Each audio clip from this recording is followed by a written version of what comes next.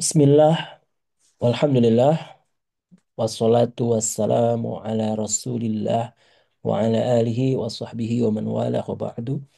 Allahumma inna nas'aluka ilman nafi'an wa rizqan tayyiban wa amal mutaqabbala. Teman-teman, pada kesempatan kali ini kita akan melihat tentang modul umum pola pikir bertumbuh yang diluncurkan oleh Kementerian Pendidikan Dasar dan Menengah.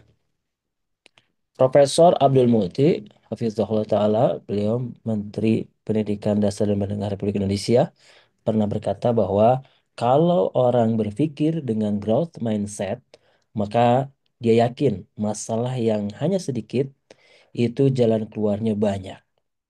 Karena itu, jangan menyerah, jangan putus asa, yakinlah ada jalan keluarnya.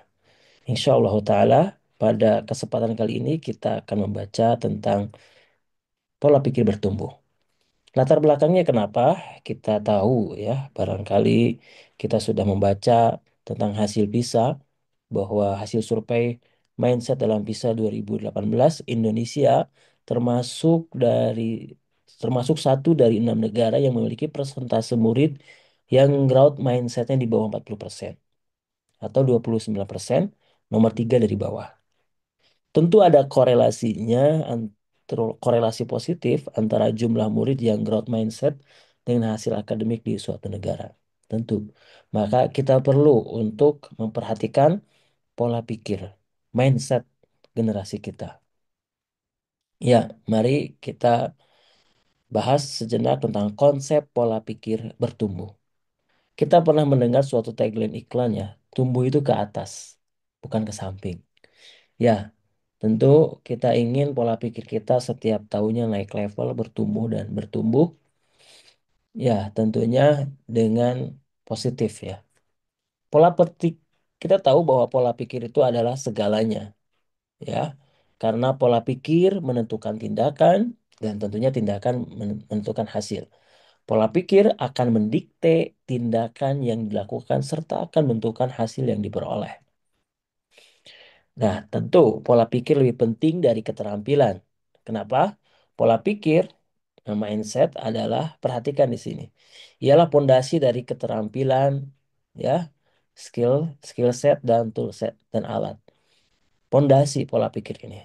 Pola pikir merupakan cara melihat dan cara berpikir saat menghadapi masalah. Juga pola pikir berperan untuk memperluas cara seseorang dalam melihat dan berpikir. Kita sering kali mendengar dalam menghadapi masalah, cobalah dengan pikiran yang terbuka, ya, pikiran yang luas. Artinya, mindset kita perlu diperluas, perlu dibuka dengan seluas, dengan apa? Dengan wawasan, dengan pengetahuan. Jadi pola pikir sangat menentukan sikap kita, sangat menentukan ucapan kita, sangat menentukan tindakan kita. Jadi mengapa kita seringkali melihat manusia berbeda-beda? Ya, ini karena pola pikirnya, mindsetnya, kumpulan keyakinan yang akan menentukan cara seseorang melihat dan berpikir terhadap sebuah kejadian atau peristiwa. Ya, respon kita ketika diberikan masalah A, kita bisa melihat orang pertama responnya bagaimana, orang kedua responnya bagaimana. Tentu ini adalah bergantung kepada pola pikir kita, mindset kita. Ada jenis pola pikir, yaitu kita bagi menjadi dua, ada growth mindset dan fixed mindset. Growth mindset yaitu keyakinan bahwa kecerdasan dan keterampilan bisa dikembangkan lewat belajar dan berusaha. Bisa berkembang, bisa bertumbuh. Kemudian fixed mindset, pola pikir tetap, keyakinan bahwa kecerdasan dan keterampilan bersifat tetap yang tidak banyak bisa diubah. Ya, perhatikan di sini beda antara pola pikir tetap dan pola pikir bertumbuh. Perhatikan grafiknya dari sebelah kiri. Ketika seseorang memiliki pola pikir tetap, menghadapi challenge, menghadapi obstacle, rintangan, effort, kritik, kemudian ada success others, orang lain yang sukses. Orang yang berpola pikir tetap, dia cenderung ketika diberi challenge, cenderung menghindar. Ya, kemudian dikasih rintangan, menyerah. Kemudian usaha dianggapnya mubazir. Ketika dikritik, dianggapnya menyerang. Ya, ketika ada orang kritik, anggapnya nyerang. Tidak suka lah, dislike lah. Kemudian ketika orang lain sukses, melihat orang lain sukses, dia melihat orang tersebut adalah ancaman untuk dirinya sendiri. Beda halnya dengan orang yang memiliki pola pikir bertumbuh. Ketika menghadapi challenge, maka dia langsung menerima. Oke, saya terima.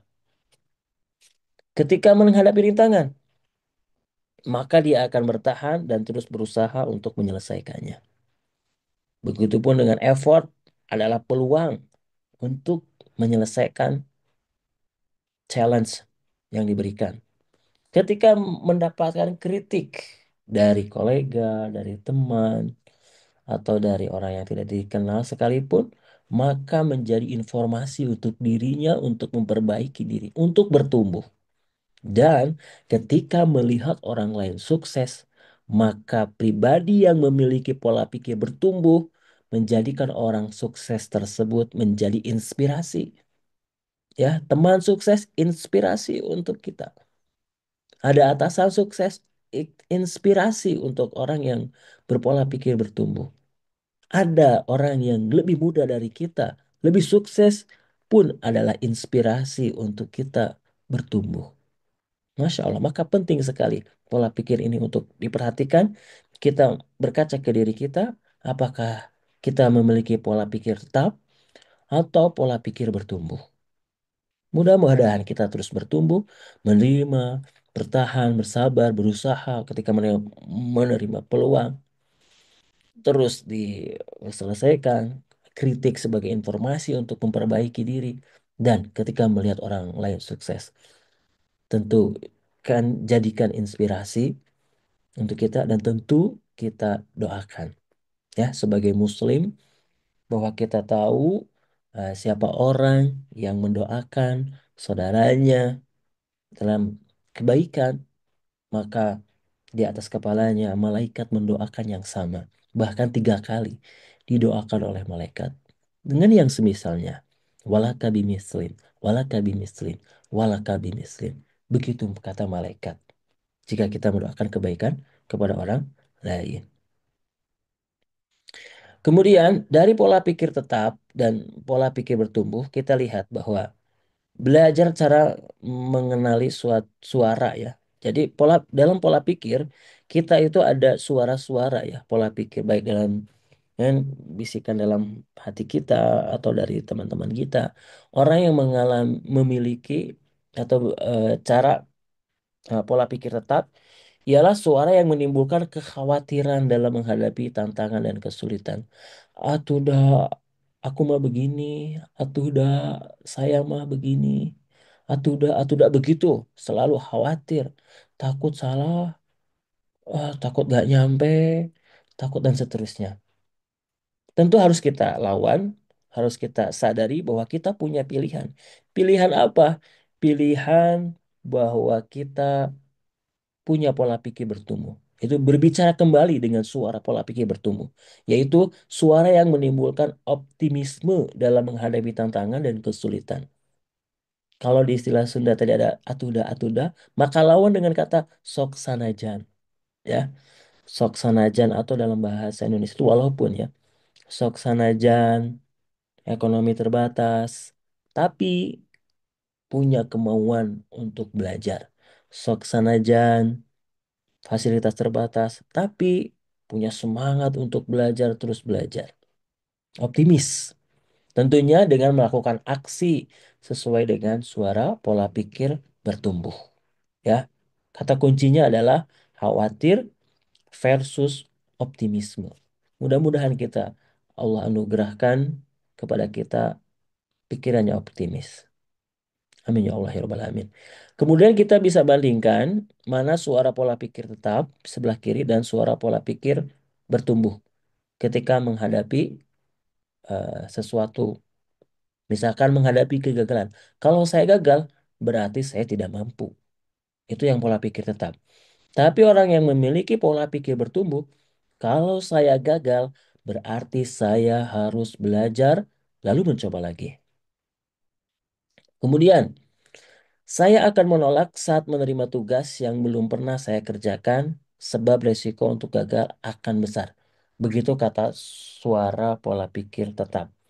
Tapi yang suara pola pikir bertumbuh, sikapnya adalah saya akan menerima pekerjaan yang belum pernah saya kerjakan, sebab ini adalah peluang untuk belajar dan mengembangkan potensi diri.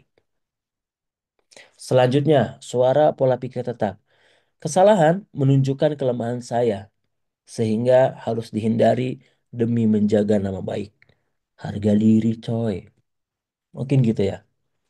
Tapi kalau suara pola pikir bertumbuh, dia berpikiran bersikap kesalahan merupakan sebuah proses belajar dan peluang untuk meningkatkan potensi diri. Bismillah, saya coba lagi. Selanjutnya, suara pola pikir tetap. Saya hanya bagus dalam bidang tertentu saja dan tidak untuk bidang lainnya. Tapi kalau suara pola pikir bertumbuh, saya bisa belajar apapun juga, apapun yang saya mau, termasuk hal-hal yang sangat sulit sekalipun. Optimis tuh. Kemudian, suara pola pikir tetap. Kecerdasan dan kemampuan adalah segalanya dan akan menjadi faktor yang menentukan sukses tidaknya.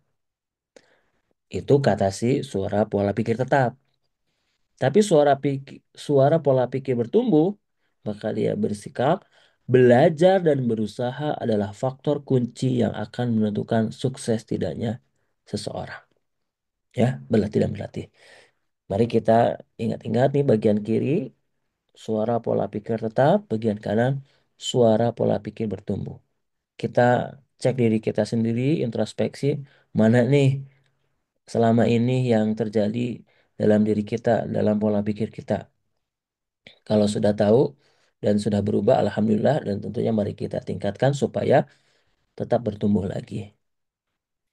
Kemudian di sini ada intervensi pola pikir. Riset yang dilakukan di The Project of Education Research that Scales, Perth, Stanford University menunjukkan bahwa intervensi pola pikir telah memberikan hasil yang sangat baik dalam meningkatkan prestasi akademik murid.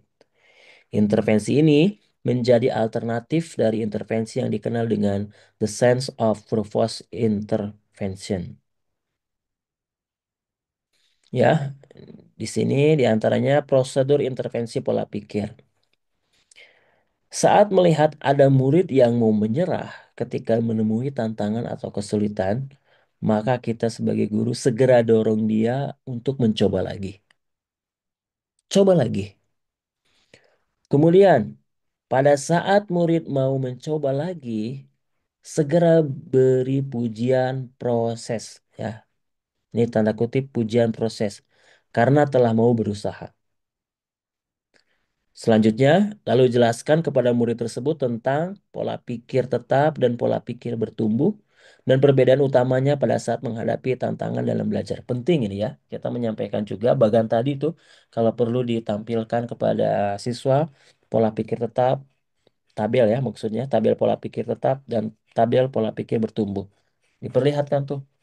Lalu jelaskan kepada murid bahwa berbuat salah merupakan cara orang untuk belajar dan berkembang. Maksudnya ketika kita mendapatkan kesalahan, bukan sengaja berbuat salah ya.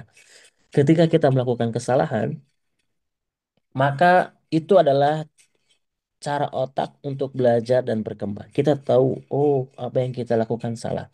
Berarti harus perbaiki lagi, perbaiki lagi, perbaiki lagi. Nah, penting kita juga bahwa di sekolah ada komunitas belajar dan ini saling terkait ya. Guru itu murid, orang tua, dan kolega.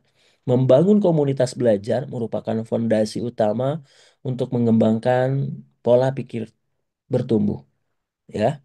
Terdiri dari beberapa macam hubungan, yaitu hubungan guru dengan murid, hubungan guru dengan orang tua, harus selaras, harus serasi, serta hubungan guru dengan guru. Ini harus harmonis juga.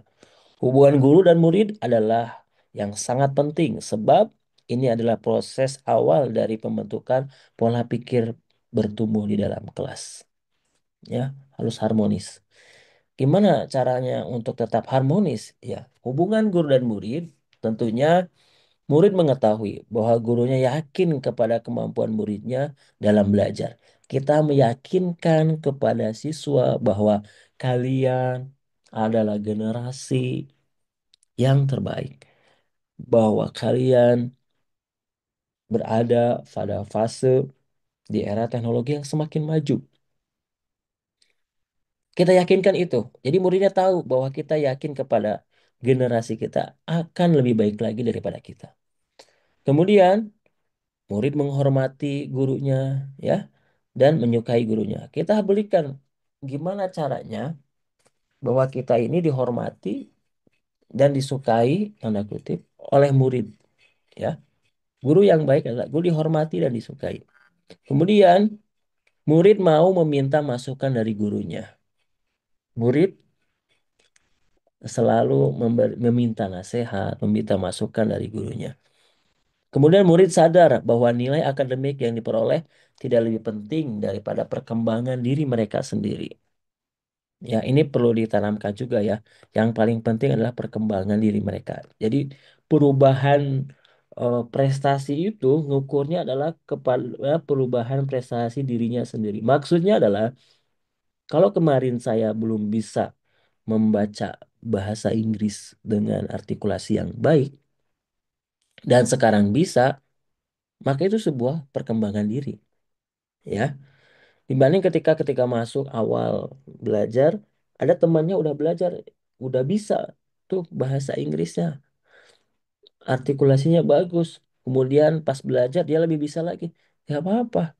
Kita jangan merasa minder ketika melihat teman kita yang lebih baik, ya lebih bagus, lebih berprestasi. Tapi jadikan apa? Tadi pola pikir bertumbuh menjadikan inspirasi ketika teman ada yang lebih sukses, ketika teman ada yang lebih berhasil, inspirasi. Kemudian murid merasa aman dengan gurunya. Ini penting ya. Setiap murid harus merasakan kenyamanan dan aman bersama kita. Ya, jangan sampai sebaliknya. Nauzubillah. Kemudian penting juga kita mengenali ada pujian pribadi dan pujian proses tadi yang disampaikan ya. Cara guru memberi pujian atau kritik juga menjadi faktor yang sangat menentukan tipe pola pikir yang akan terbentuk pada muridnya. Ya, dua pujian berikut ini ternyata memberi keempat yang sangat berlawanan, ya, menjadi, menjadi maaf, memberi dampak yang sangat berlawanan. Seperti kamu pasti pintar, itu pujian pribadi. Pujian prosesnya, kamu pasti sudah bekerja keras. Ya, ngomong-ngomong tentang pujian, kita pernah disampaikan ya oleh Dr. Sulaiman SPDMM Hafizahullah Ta'ala, kepala sekolah kita periode sebelumnya. Beliau pernah menyampaikan tentang pujian ya, yaitu tentang mengkritik ya. Jadi bagaimana kita eh, cara mengkritik yang baik ya. Itu beliau menyampaikan tentang metode sandwich ya, yaitu perbandingan 3 banding 1. Maksudnya adalah ya pujian positif ya, kemudian kritik konstruktif dengan saran, improve, dan pujian dukungan lagi positif. Jadi ada metodenya tuh ketika kita mengkritik. Jadi ada langkah-langkahnya. Metodenya adalah metode sandwich, yaitu 3 banding 1. Bagian satu yaitu pujian atau positif, yaitu fokusnya mulailah dengan menyampaikan hal positif seperti aspek yang Anda sukai atau hasil kerja yang baik. Kemudian tujuannya menciptakan suasana yang nyaman dan terbuka, serta menunjukkan bahwa kita ini melihat nilai positif pada orang tersebut. Ya, kita tentunya melihat murid-murid kita nilai yang positif.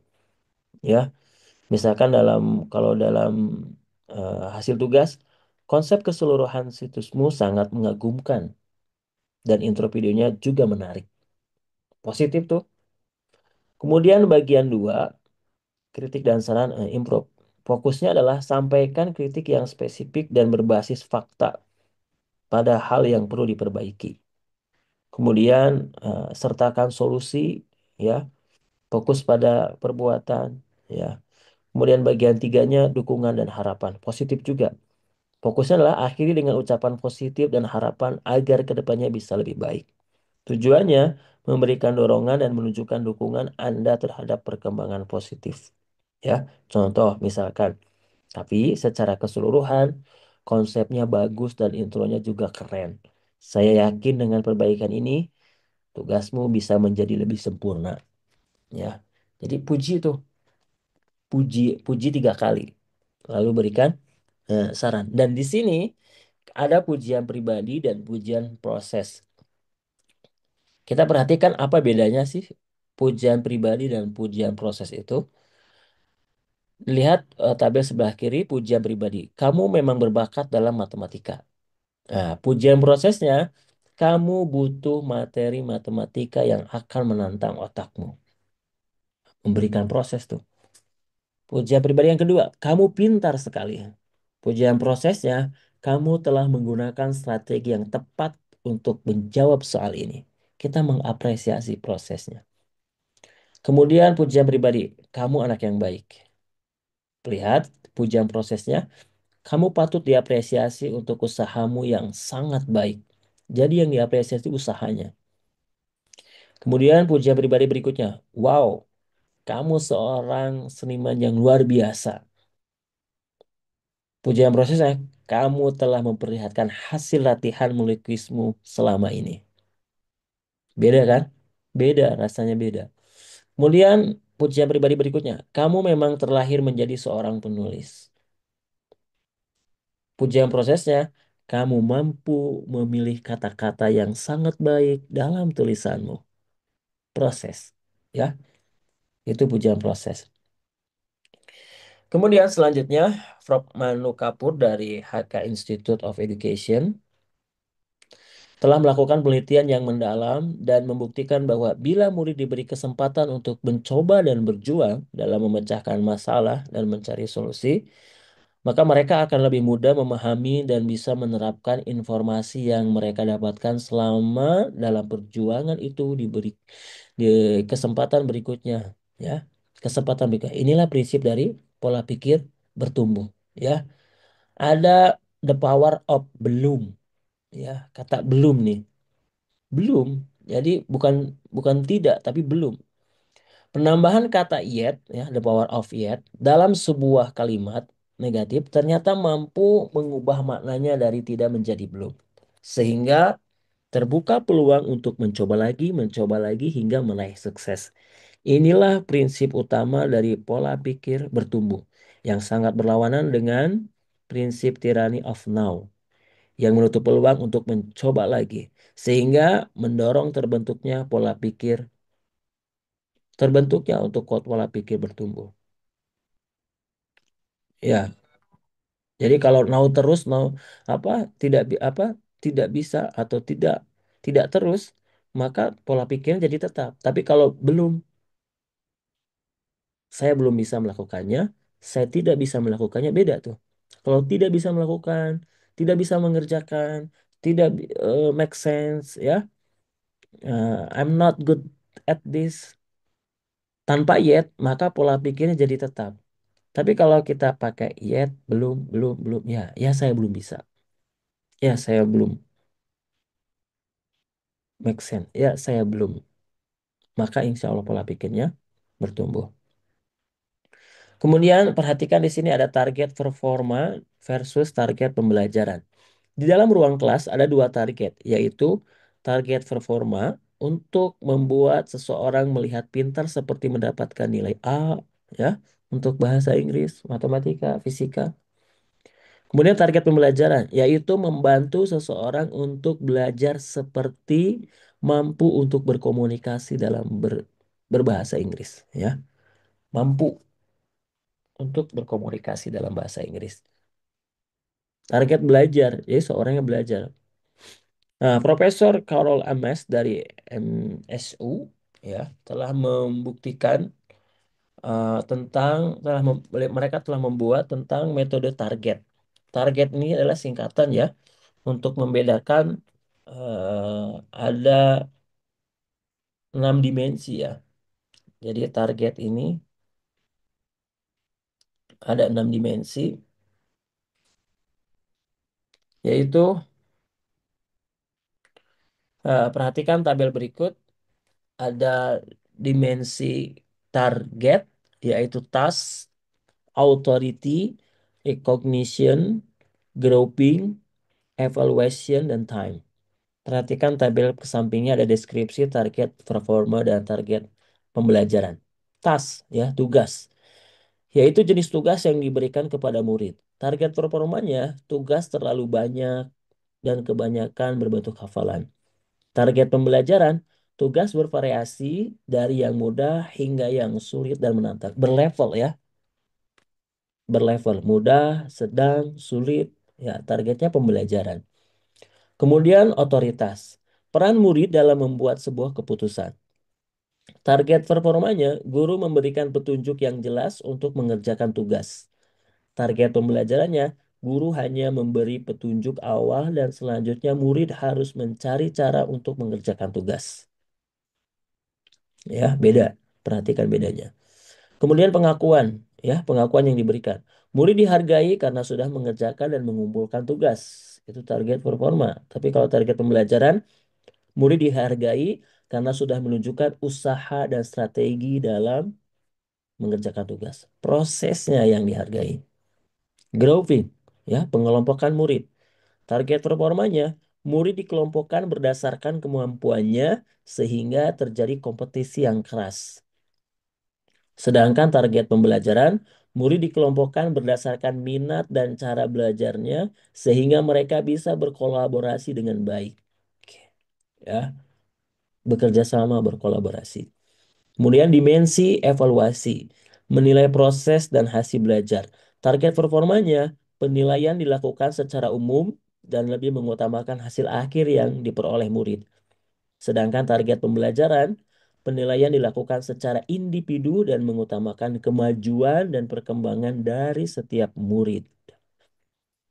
Dimensi waktunya, target performa, batasan waktu untuk mengerjakan tugas diberikan secara ketat dan kaku. Sedangkan di target pembelajaran, batasan waktu untuk mengerjakan tugas bervariasi, ya, penguasaan materi lebih penting daripada kecepatan.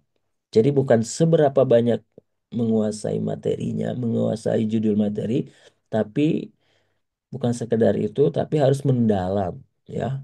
Bukan seberapa luas, tapi mendalamnya juga. Syukur-syukur banyak dan luas, luas dan mendalam. Pengetahuan materinya lebih bagus ya. Tapi cara, proses, target pembelajaran itu yang kita harus utamakan. Ini di antara pembelajaran berbasis otak ya. Pola pikir bertumbuh itu memiliki fondasi ilmiah yang sangat kuat yaitu neuroscience. Ya, murid yang mengalami kesulitan dalam belajar tapi terus bertambah, terus bertahan dan mencoba lagi, ternyata akan memicu aktivitas otak sehingga membuat proses belajar berjalan dengan lebih baik dan efektif. Ya, ini neuroscience ya, pembelajaran berbasis otak. Maksudnya gimana? Ada ini buku Mathematical Mindset dari Prof. Joe Boller dari Stanford University telah membuktikan bahwa murid yang melakukan kesalahan dalam menjawab soal matematika lalu mencoba lagi dapat memicu aktivitas otaknya. Hal ini tidak terjadi bila murid bisa menjawab soal secara benar dengan mudah. Prinsip inilah yang dikembangkan Boller menjadi mathematical mindset. Saya kira ini semua kita paham ya, bukan hanya dalam mindset kita dalam latihan, mencoba dan mencoba lagi, ya, maka insya Allah latihan tersebut akan berhasil. Dalam hal apapun ya, dalam berolahraga atau berkendara ya, terus berusaha. Dan ini tergantung dari pola pikir bertumbuh. Ya, kemudian ada peta pikiran, mind map. Peta pikiran yang diciptakan oleh Prof. Tony Buzan merupakan sebuah tools yang sesuai dengan cara kerja alami otak sehingga sangat tepat untuk digunakan dalam pembelajaran mendalam. Ini untuk melatih juga pola pikir bertumbuh ya, yaitu mind map.